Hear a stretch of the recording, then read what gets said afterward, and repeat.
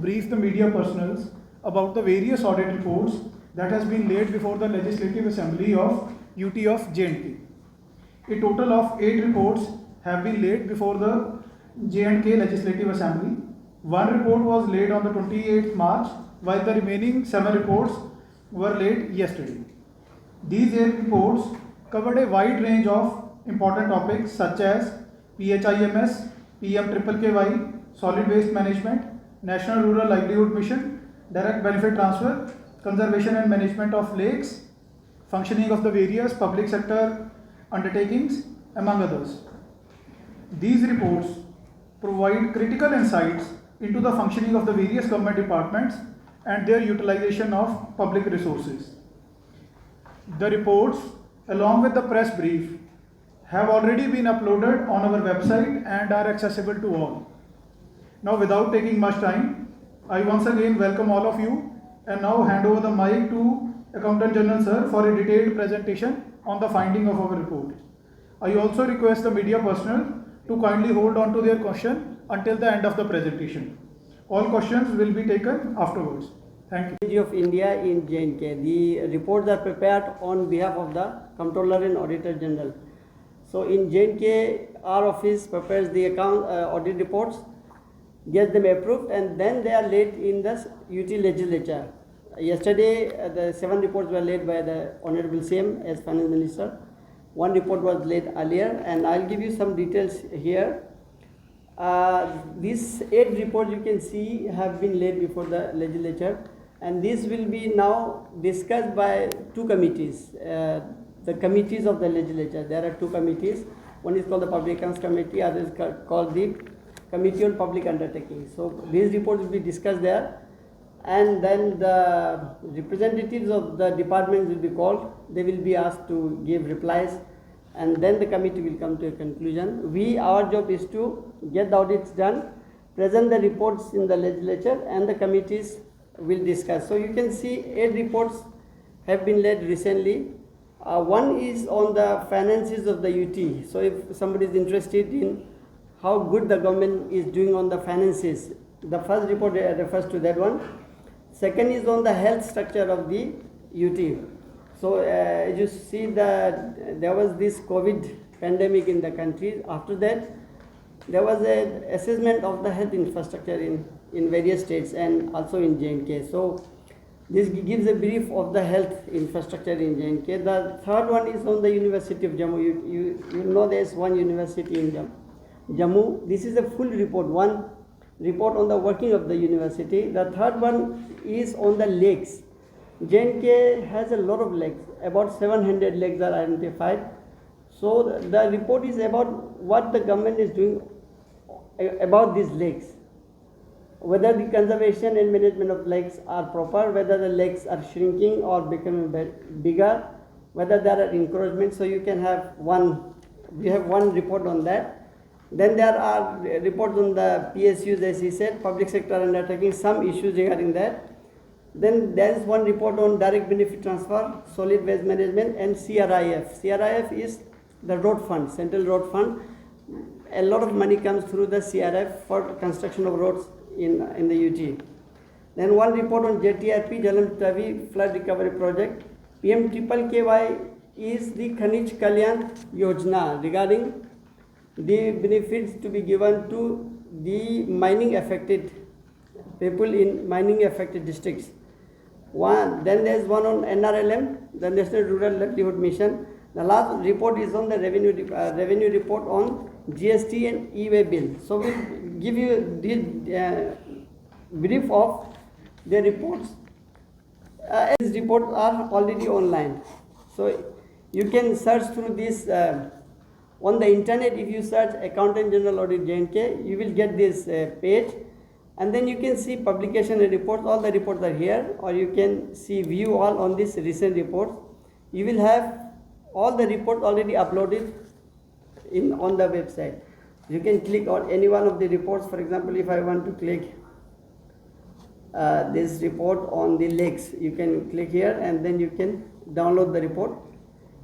And then you can prepare your reports on the basis of this soft copy. The whole report reports are on the website. You can go through AG Audit, J&K, and then search.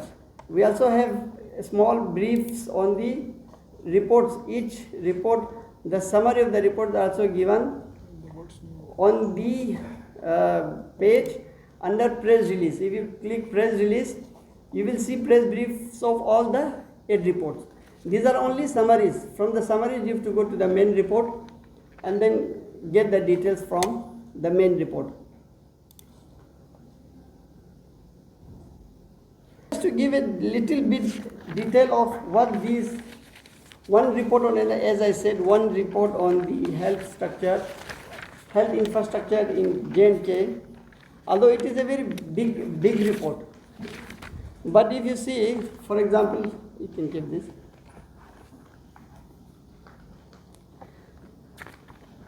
On this slide, you will see some issues like human resources, service delivery, infrastructure, and finance. But in the main report, there are 12 chapters.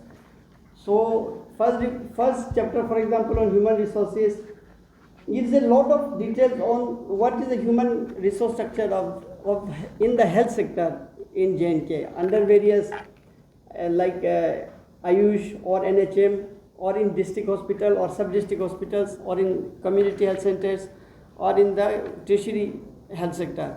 So if you see this first chapter, you will see that only 67% of the human resources are available. For example, this is just an idea, but you can get more details in the report. Then shortfall, for example, the shortfall of human resources range between 11% and 43%. This is the range. And in under NHM, there is 19% shortage of doctors and 16% shortage of nurses, and paramedics 8% shortage. So this is just a gist of the report, but you have a very long chapter on the human resources in this report, giving doctor population ratio, human resources under Ayush, human resources under NHM, in the Medical Supplies Corporation, and human resources in the several district hospitals, tertiary hospitals, and sub-district hospital. Everything is there, given in this chapter, because human resources is the most important part of this health sector.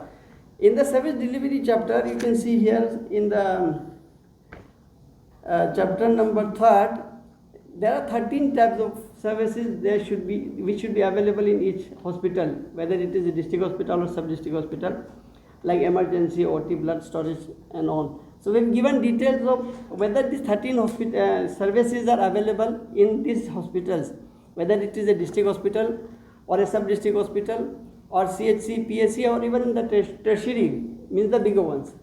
One is a very interesting report on the management of legs. As we said, J&K has about 700 legs, out of which we test checked 63 legs. Test check means we went through them in detail, what happens to these legs. 6 of them are the major legs, like Dal, Wular, Hokarsar, Mansar, Surinsar, and Manasbal. So a lot of details are given about these 6 legs in particular, but also about 63 legs out of about 697. Like you can see this report, it is a very detailed and beautiful report. If you can see, if I can open this report here, GIS remote sensing data to assess the area of the leg and whether it is going up or down. For each of the legs we have test checked. So you can see here whether this remote, from the remote sensing, we can see whether the open area of the leg is going up or down, whether the built up area is going up, or whether the vegetation part of the leg is going up or down. You can see for all of the legs. You can see here for 2014 to 20 how the leg is, each leg, the area is being changed. It's called the lane use change in the legs. We can see whether the leg is shrinking or it is becoming better. So this has a lot of GIS. You can see these reports here. Generally, we found for the legs there is no centralized regulatory authority. There is no centralized agency to look after the legs, because there are about 700 legs. So mostly they are under the forest department, but there are developed authorities also. For example, for Wular, and Dal Lake there are some special authorities, and some are with the revenue department. So we can see there are 5 departments looking after some parts of the lakes. There is no centralized policy, there is no centralized agency to look after the lake. So as long as there is some program going on for some lakes like Dal Lake and Mula Lake, they are okay. But for the rest, it is nobody's baby type of situation.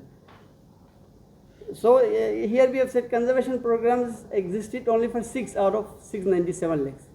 The rest are left to themselves.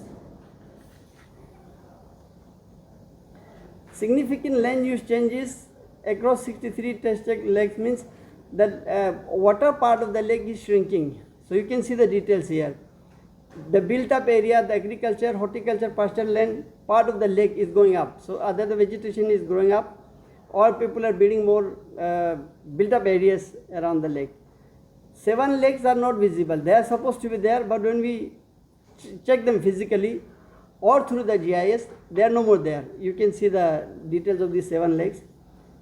And then for the lake, there should be catchment evaluation, water carrying, gauging of water carrying capacity, water budgeting, flushing, biodiversity preservation. All these should be done for each lake. Otherwise, naturally they will die because of human activity. But these are not available in the lakes except for the 6 lakes as we said. For example, in Dal Lake, there is a full chapter on Dal Lake. You can say it's a big chapter. And we have given a lot of details on the Dal Lake, giving the history of the lake, how big it was once upon a time and how it is becoming small or larger. In the first itself, we have said there is a change in land use, becoming smaller or bigger, you can see in the report. Then there are 6 STPs, sewage treatment plants in the lake, supposed to treat the water going into the lake. But we found that these STPs are actually not working. They are polluting the lake more than treating the lake. And in other cases, like inadequacies under an NCL and NLCP, the National Lake Conservation Program, and PMRP, these programs for the lake actually involved removing relocation of the household, connecting the sewer networks of the areas, the built-up areas within the lake. These are actually not happening. For example, the realignment of the houseboat and shifting of the hotels around the lake, or people from inside the lake, they were supposed to be shifted outside the lake. They are not happening. And then catchment area management, the catchment has to be treated so that water comes has to be clean. Although a lot of money has been spent as we know. So the next chapter is on Wular and Hokersar Lake. There is a full chapter on this. Almost the same case in Wular and Hokersar also, non-constitution of monitoring bodies. For example, in Wular, the Wular Authority, Conservation and Management Authority is there, but it doesn't have the governing body, the steering committee, all these have not been formed. So they cannot take decisions. And insufficient afforestation, survey demarcation has not been done. No comprehensive program. Whatever program is there, it is ad hoc program. Same for the Hokersar Lake, no conservation program. Then due to lack of survey and demarcation in Hokersar Lake, 2528 canals of land have been encroached. So you can see one full chapter on this. And Suransar Mansar also, they are almost a similar case. In Suransar Mansar Lake, there is one authority called SMDA. And there is the wildlife department in Katu also. Their roles are not clearly defined. Who is supposed to do what? What is happening is some activity for the tourism purposes. Otherwise, in conservation, almost nothing is happening, as you can see here. No comprehensive plan for the Suransar Mansar Lakes. No demarcation of the boundaries. When the boundaries are not demarcated, it can be encroached. No STPs, also they were planned. No sewage treatment plans were in place, also planned, but it did not come out. Then there's one interesting issue. One exotic fish species was introduced in the lake. Exotic means from outside. But after that, the indigenous population dwindled. So it is becoming more dangerous to the lake than useful. This species is called the Cyprinus carpio. And this is like of course there is one full chapter on this. Then Manasbal Lake also, there is one full chapter on Manasbal Lake. There is one development authority, Woolard and Manasbal Development Authority, but it doesn't have legal authority. No comprehensive plan for the lake, no finalization of the master plans, no demarcation beyond 7 kilometers. Up to 7 kilometers it is demarcated, but beyond that not demarcated. The sources of water coming into the lake, they are not treated, they are not identified for treatment, and so on. You can see the whole chapter on this. So this is also available online, and this uses a lot of GI regarding services availability. Then on infrastructure, you can see on the slide that construction works during the period 415 was started, only 238 of the 415 construction works remain incomplete. But you can get what these works are, why they were not completed, these details are there. And this, in this chapter, for example, we have said that as per the norm, in the districts we have sampled, there was a shortage of 45% in the sub-centers. And also in CSC, there was a shortage of 81%. This is not the overall shortage, this is the shortage in the districts we have sampled, because we have sampled some 6 districts. Then, for example, in the financial management, sometimes government says we don't have the money, but we can see there was short utilization ranging from 3 to 26%, and there was a trend going up. Non-utilization has a trend of going up. So even if the funds were available, government was not able to spend. It is not very huge, but it is still significant. So you can see this full report on the health sector in J&K. There are so many other issues. We have mentioned only a few points here. Then this report on the working of the University of Jammu. This is a very small report. We have discussed academic, teaching and research, human resources, infrastructure and financial management. Basically these 4 issues have been discussed. And there's a lot of detail on the what the academic activities the university is taking up. Whether there is industry-academic linkage, because academic, unless it turns into useful for the industry, it is not going to be useful. So we have said there is no academic and industry linkage. For example, in this chapter we are saying there was supposed to be an incubation and innovation center for new startups. So we are saying that has not become functional till now for incubation centers. In this same chapter we are saying a lot of teachers in colleges, whether it is private or non-private, a lot of teachers have been recruited without the prescribed qualification. 113 out of 331 teachers have been recruited without the minimum prescribed qualification. And there's a lot more detail on this research and academic. For example, in case of the research activities and academic activities, you have to get the affiliation and all approvals. So we have talked about them also. In the human resources, there's a lot of detail of the human resources of the university, including, as you see, irregular appointments and premature promotions. Recruitment rules not framed for 77 out of 142 non-teaching posts, because for the teaching post it is the UGC which prescribes the rules. Then ad hoc and contractual staff regularized as in promotion appointment mode. There's a huge chapter on these human resources. This career advancement scheme is given by the UGC for the teaching staff, but that has been applied for the non-teaching staff also. So there's a lot of detail on this. Then in infrastructure, the UGC under the PMRP gave a lot of funds to the university, almost 113 crore. The university was able to spend only half of that, because during the period it ended, the university was not able to spend.